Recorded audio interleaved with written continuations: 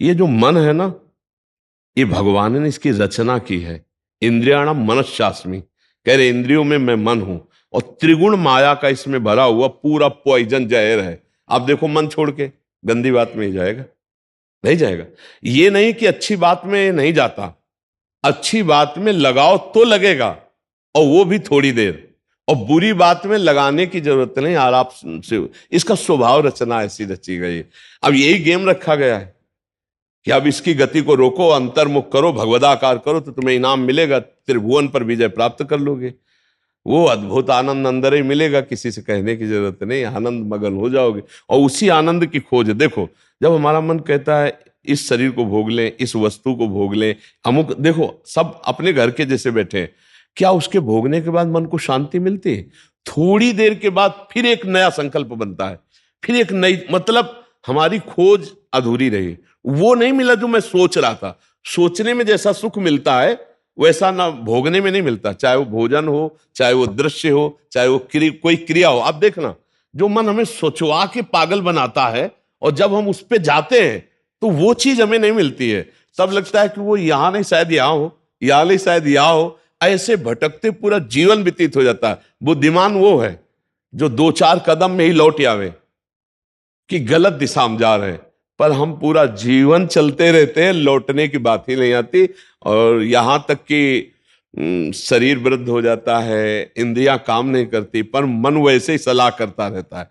फिर भी नहीं सोच पाता कि चलो अब हुआ पूरा जीवन की शाम, अब तो राधा राधा जब कर अपना काम बना ले। लेकिन नहीं, बूढ़ा है फिर भी शराब पीता है, बूढ़ा है फिर भी गंदी बातें देखता है, बूढ़ा है फिर भी गंदी चेष्टाएं करता है, बूढ़ा है फिर भी नहीं सोच रहा कि मुझे मरना है और भगवत प्राप्ति का अब की उपाय कर लूं, इतना जीवन रह गया। ये क्या है? ये मन का केवल खेल है। वो अपने मन के गेम में फंस गया, निकल नहीं पा रहा है।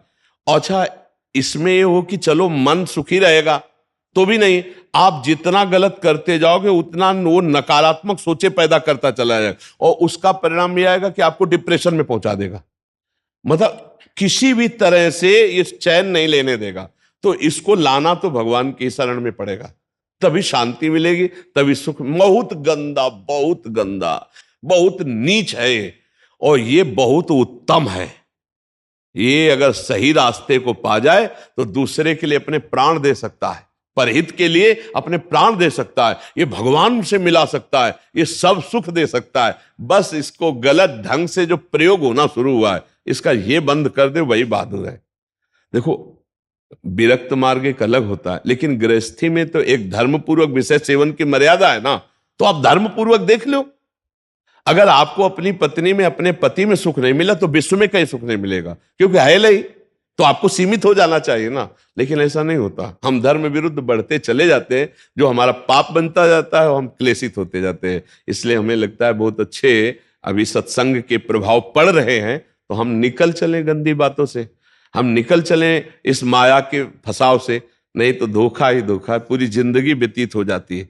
भोगते भोगते हर इंद्रियां सब नष्ट होती जा रही, फिर भी भोग इच्छा, ये है क्या? समझो ना, पूरा जीवन हमको बेवकूफ बनाया जा रहा है। गौर से देखो, पूरा जीवन नहीं बेवकूफ बनाया जा रहा। तो एक बार और देख लेते हैं, इसमें हमारा पूरा जीवन जा रहा है। सुख तो नहीं मिला, पर एक बार ऐसे देखते हैं, शायद इस पद्धति से देखते हैं, ऐसे भोजन बनाते हैं, ऐसे ये भोगते हैं, ऐसे ये देखते हैं, ऐसा फंसाव करके रोज हमको गिराता है, रोज हमको मन भ्रष्ट करता है। कभी नहीं कहता कि एक बार भगवान से मिलूं क्या, कभी उसका मन नहीं होता। इसको तो जबरदस्ती लगाना पड़ता है। इसको भगवान में लगाने के लिए भी भोगों का प्रलोभन देना होता है, तब ये भगवान में लगता है धीरे धीरे। ये भोगी मन भगवान में भी लगने के लिए तैयार, तो भोग के लिए देखो, भगवान को मना लोगे ना तो बढ़िया व्यवस्था बन जाएगी, चक जो चाहोगे सब हो जाएगा, जो चाहेंगे भगवान दे दे। बहुत मन बेवकूफ बनाता है, इसलिए हमें लगता है मन की बेवकूफी से बचना चाहिए। एक आया था भगतला, उसने कहा भगवान से मैं भजन करूंगा, सब करूंगा, लेकिन 1 लाख सुंदरियां स्त्रियां चाहिए। अब गजब का दिल है तेरा, गजब का दिल है यार। जिनके एक है ना, तो वो कभी कभी एकांत में ऐसे बैठ के बैठते हैं। तो इसीलिए मल की कहीं में मत रखो, बहुत बड़ा भूत है, ये परेशान कर देगा, नष्ट कर देगा। इसे सतमार्ग में लाओ, भगवत मार्ग में लाओ, तभी आनंद की। इसकी केवल चाल है, ये नहीं ये नहीं ये, वो है कहीं नहीं। पक्का समझ लीजिए। ये हमारे को भ्रम पैदा करता, कुछ नहीं कुछ नहीं है। नाम जप करो, सत्संग करो, धर्म पूर्वक विषय भोगो, हम मना नहीं करते, एक उसे सीमा में रख के भोगो धर्म में, तो उससे क्या होगा, तुम्हें घृणा हो जाएगी। धर्म पूर्वक विषय भोगने से घृणा हो जाती है कि यार, और जो ये व्यसन करके और फिर इधर उधर मन, तो पाप के कारण बुद्धि ठीक निर्णय नहीं देती और बुढ़ापे तक पापाचरण, फिर दुर्गति को प्राप्त होते हैं। अभी समय है, अभी मन को समझा लो, मन को समझ, यही 5 भोग हैं, शब्द स्पर्श रूप रस गंध, इसी में मनुष्य फंसा है और इन्हीं भोगों से हमारी दुर्गति हो जाती है। बोलो अभी तक फाइनल में अगर बोला जाए तो अभी तक क्या है अपने पास, कोई अनुभव है क्या? बस एक ही है कि एक बार और चांस मिल जाए, बस किसी भी विषय का, मतलब किसी भी विषय का, मन में हर बार ये रहता कि अब की बार, लेकिन कभी अब की बार पूरी ही नहीं हुआ। तो इसको रोकना जरूरी है कि भजन साधन, धर्म पूर्वक विषय सेवन और समाज की सेवा। कभी एक बार ऐसा करके देखना, कोई बूढ़ा ऐसा भूखा प्यासा फुटपाथ में पड़ा हो और उसको कभी अपने घर लाना, नहलाना धुलाना, कपड़े पहनाना और भोजन पवाना, फिर वो जब तुम्हारी तरफ देखेगा तो तुम्हें जो सुख होगा वो जिंदगी में किसी भी भोग में नहीं मिला होगा। आप लिख लेना हमारी बात। कभी कोई बीमारी से तड़प रहा हो, किसी के सेवा का वहां कोई अवसर नहीं है और आप सेवा का अवसर देकर उसे आप स्वस्थ करो, आप अस्पताल ले जाओ, फिर जो आपको सुख मिलेगा हम आपको कैसे बताएं। वो भगवान का आशीर्वाद होता है। जब कोई बूढ़ा, कोई बीमार, कोई असहाय, और जब आप उसकी सहायता करते हो तो उसके हृदय से जो आशीर्वाद, वो सुख जो मिलता है। जैसे हम आपको एक दिन करके देखना, तुम अपना भोजन बढ़िया जो है, कोई ऐसे भूखे को खवा देना जो भूखा बैठा हो, और ऐसे जल्दी जल्दी, और आप देखो उसको पाते हुए, और उस दिन आप वो भोजन ना पाओ, उसे पवा दो, तो आपको जो सुख मिलेगा वो 56 प्रकार के भोग पाने में भी कभी सुख नहीं मिला होगा।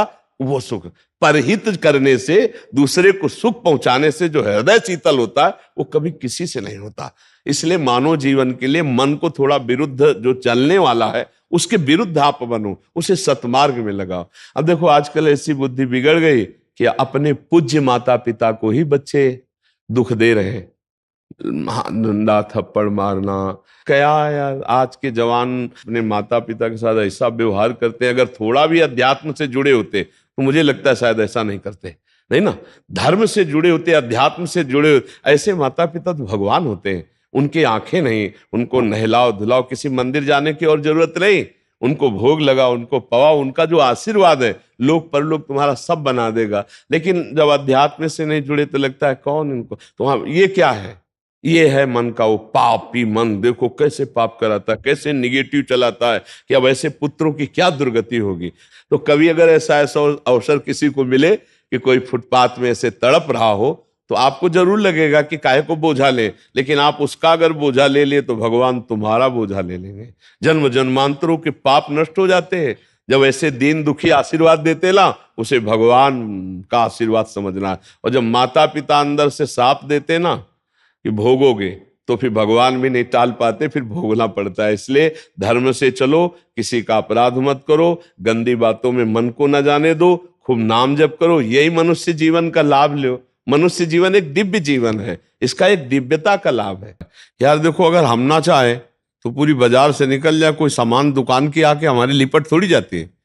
हम जहाँ खड़े होंगे, जहाँ खरीदेंगे, वही जो वस्तु हमें मिलेगी। तो अगर हम निश्चय कर लिया कि मुझे मांस नहीं खाना, मुझे शराब नहीं पीना, मुझे पराई माता बहनों की तरफ गंदी दृष्टि नहीं करनी, तो मुझे कौन गिरा देगा? आप सोचो, हमारे निश्चय में कमजोरी, तभी हम डरते हैं कि कहीं गिर ना जाए। ऐसे कैसे? हाँ, कुछ कमियां ऐसी होती हैं जिससे अहंकार का नाश किया जाता है।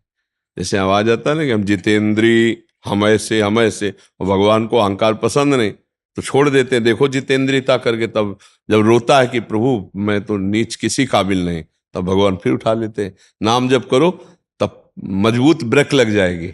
कोई कैसे गिरा सकता है? कैसे गिरा सकता है? नहीं गिरा सकता। बात मान ली, बस हो गया, हो गया। बात मानने से होता है। देखो, हमारी बात ना मानो, कंठी बंधवा लो, तिलक लगा लो, सब कर लो, कल्याण नहीं होगा।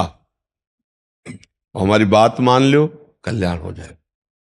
बात मानने का चेला होता है ये कोई सांसारिक थोड़ी कि भैया जैसे सांसारिक संबंध होते हैं ऐसे गुरु शिष्य का संबंध आज्ञा पालन से होता है। गलत नहीं करूंगा, जैसा कहोगे वैसा चलूंगा। अब आपने कह दिया, अब ये नाम जप करूंगा, बस हो गई बात। बात यह है कि हमको अब महत्व तो कर लेना है। अरे बोले ऐसे कह दिया था सिया राम राम राम जपो, तो गुरु मंत्र तो मिला नहीं।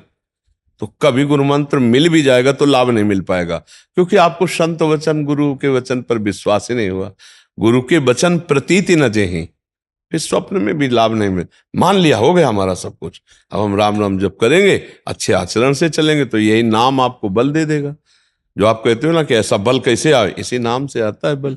माया पर जीतने का जो बल है वो भगवान की कृपा से, उनके नाम बल से आता है। देखो नाम में इतनी सामर्थ्य, भगवान को अधीन कर लिया। सुमीर पवन सुत पावन नामो अपने बस कर राखे, फिर और क्या, काम क्रोध को जीत लो तो कौन बड़ी बात। भगवान अजित जीत गए।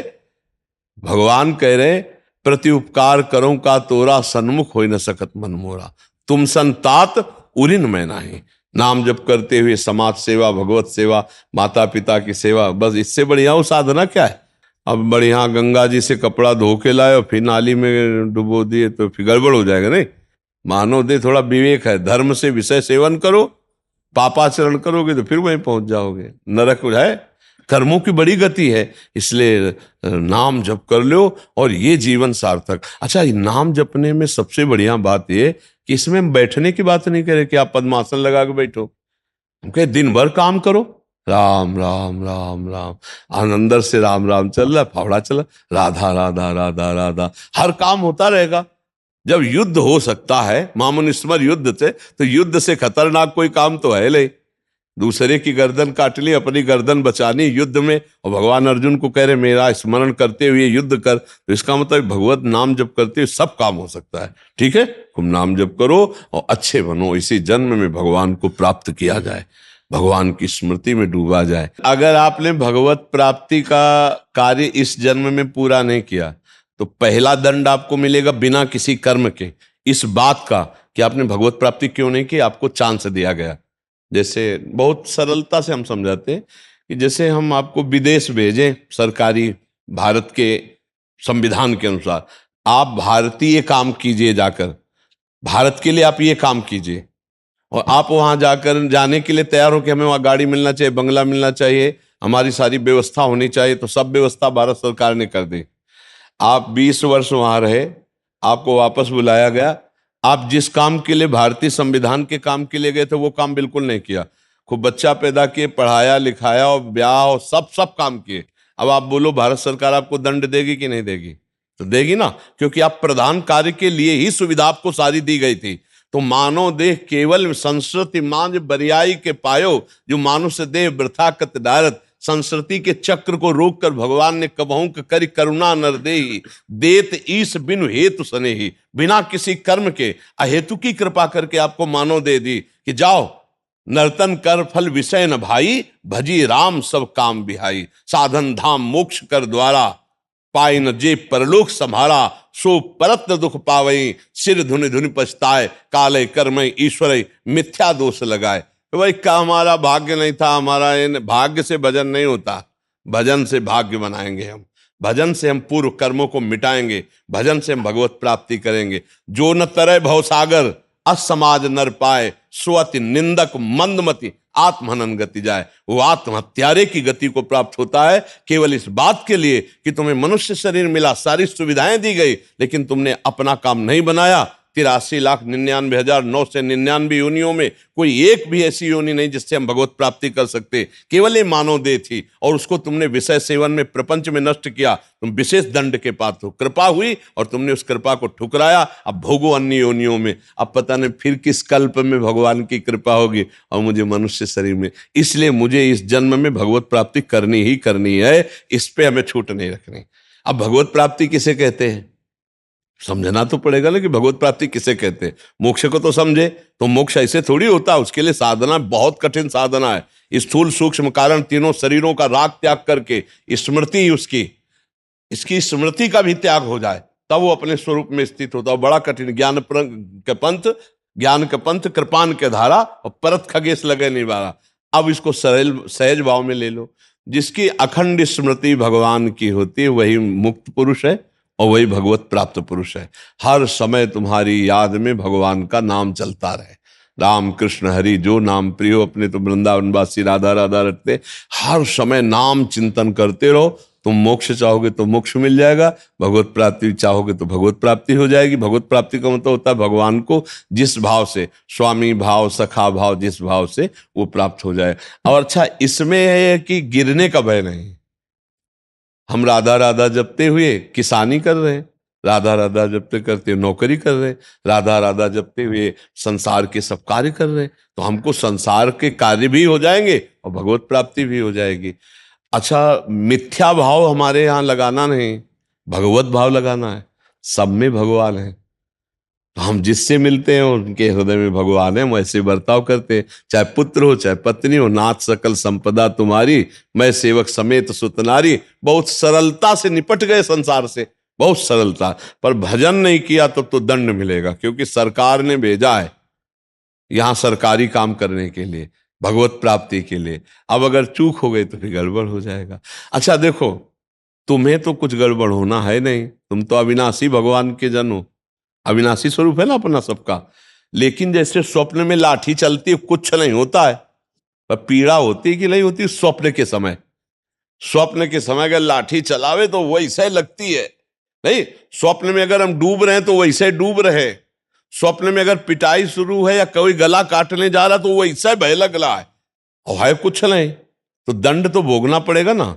ऐसे ही जागृत में है, ऐसे ही नरक आदि में है। अविनाशी आत्मा को कोई कष्ट थोड़ी होता है, पर जब तक ये बोध नहीं होगा तब तक तो भोगना ही पड़ता है ना। देखो स्थूल देह सैया में पड़ी होती और स्वप्न में हम देख रहे हैं कि हम समुद्र में डूब रहे हैं। अब वो ऐसे ही कष्ट हो रहा है, समुद्र भी दिखाई दे रहा है, डूब भी रहे हैं, और जो डूबने वाला शरीर है वो तत्कालिक स्वप्न में बना हुआ है, क्योंकि शरीर जो स्थूल शरीर वो तो सैया में सो रहा है। अब बताओ उसको कैसे बचाया जाए। जो स्वप्न में समुद्र में डूब रहा है, अब आप उपाय बताओ उसको कैसे बचाया जाए। हाँ बस एक उपाय है कि उसको जगा दो, चाहे जितनी नौका लगा दो, चाहे मंत्रवेत्ता लगा दो, चाहे तैराक लगा दो, उसको आप बचा नहीं सकते। उसके बचाने का उपाय है जगा दो। ऐसे ही हम सब मोह निशा सब सोवनिहारा, देखे स्वपन अनेक प्रकारा, यही जग जामिनी जागे जोगी, परमारथी प्रपंच वियोगी, जाने सुत वही जीव जग जागा, जब सब विषय विलास विरागा। बोले मोह निद्रा में सब सो रहे, ये पत्नी है, लड़का है, बच्चा है, रुपया है, पैसा, ये कर लिया, ये कर लूंगा, ये कमा लिया, ये कमा लूंगा, ये जमा कर लिया, ये जमा कर लूंगा, और सोचते सोचते मर गए, कुछ नहीं कर पाए जो करने आए थे। अब कोई सदगुरु जगा दे, ए उठ, मोह निद्रा में सो रहा है, तो जानिस तबै जीव जग, जब सब विषय विलास विरागा। तभी जानना सत्संग का रंग चढ़ रहा है, जब गंदी बातें छूटने लगे और अच्छे आचरण होने लगे और भगवान नाम जप होने लगे, तो जान लेना आप जाग रहे हैं। और जग गए तो स्वप्न के जैसे सारे दुख मिट जाते हैं, ऐसे तुम्हारे सारे पाप, दुख, चिंता, शोक सब नष्ट हो जाएंगे। पर जगना पड़ेगा, बिना जगे नहीं हो सकता। बिना जगे एक ही उपाय है, जगना पड़ेगा, अर्थात भगवत प्राप्ति करना पड़ेगा, नहीं तो दुख से पिंड नहीं छूटेगा। है झूठा पर बहुत जोर का फुसकार मार के काटता है। झूठा सांप है, रस्सी का सांप, पर ऐसा काटता है, वो ऐसा अनुभव होता है कि जहर चढ़ गया पक्का। देख लो सब पूरा जहर चढ़ा हुआ है और कुछ नहीं हुआ। आत्म तत्व को ना कभी फर्क पड़ा था, ना पड़ रहा है और ना पड़ेगा। पर भैया ये स्वप्न है, बड़ा दीर्घ स्वप्न है, इससे जगो, उमा कहूं मैं अनुभव अपना, और सत हरि भजल, और जगत सब सपने में हो। ना कोई माता था, ना कोई पिता था, ना है और ना रहेगा। ऐसे ये रूप एक दिन नहीं दिखाई देगा, लाख उपाय कर लेना, मिट्टी में मिल जाएगा, खत्म खेल। ना पहले था ना बाद में रहेगा, बीच में प्रवचन कर रहा है, इसका क्या भरोसा। स्वाप्निक है ये स्वाप्निक है। जो इसके अंदर है वो सत्य है, और अंदर वाले से परिचय नहीं हुआ, बाहर वाले का टिकेगा नहीं। भाई इसी में हम झूठे में मारे जाते हैं, हर जन्म में मारे जा रहे हैं हम। झूठे से प्रेम करते हैं बाहरी, और वो टिकता ले, और जो अंदर का है उससे प्यार हुआ ले, खाली हाथ फिर। तो एक बार तो यार इस पर विचार करो कि मेरे जीवन का परम लाभ क्या है। भगवान का चिंतन, भगवत प्राप्ति, इसी से परम लाभ मिलेगा।